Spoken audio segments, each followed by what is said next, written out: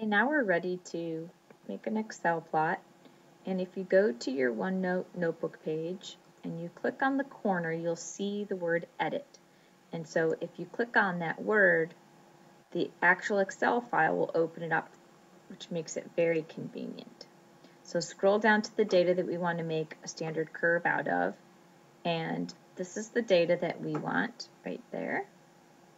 And we can insert. In this case, we want an XY scatter plot. So say insert XY scatter. I'm going to choose the one that's labeled smooth lines with data. And you can move it over so it doesn't cover any of your data. And we want to get the equation of that line. So right click and say add trend line. And then it's going to be a polynomial fit. So it will be the second order polynomial, and we want to choose display equation on the chart and then display our R-square value.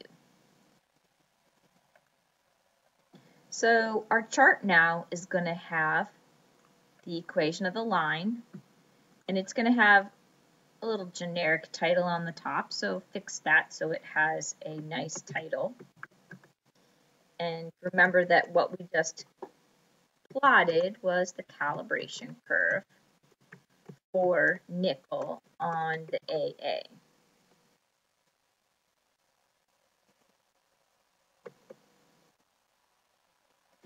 Remember that we did not plot any of the data that includes the American coin or any of the water samples that you guys collected.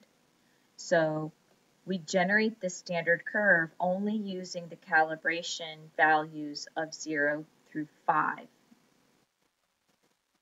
So we're going to have to be able to figure out what this value is that belongs in this column.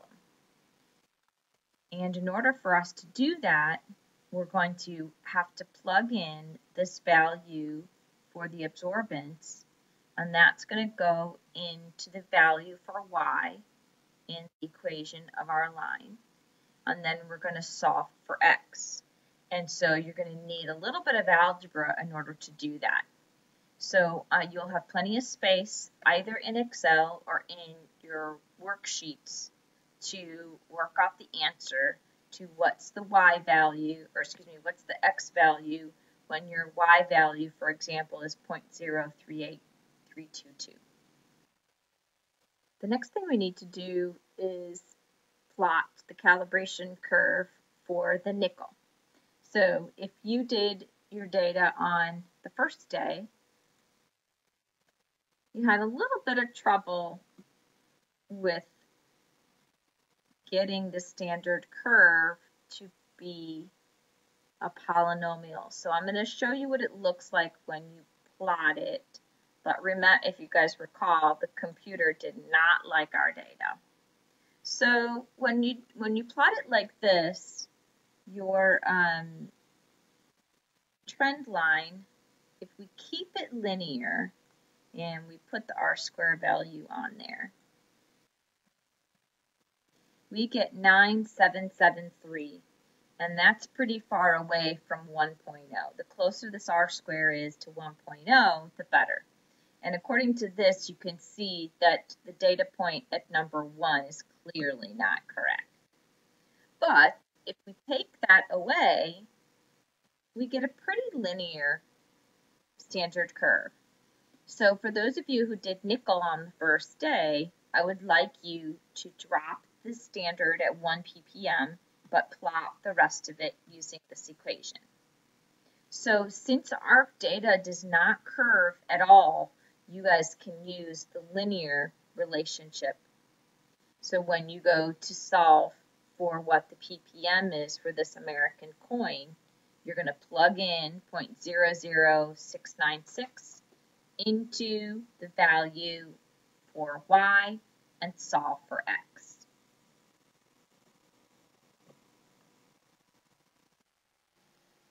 So now you'll have the calibration curve for both the nickel and the copper. So make sure you change the titles of your plots and change to make sure that the y-axis and the x-axis are correctly labeled. So you'll use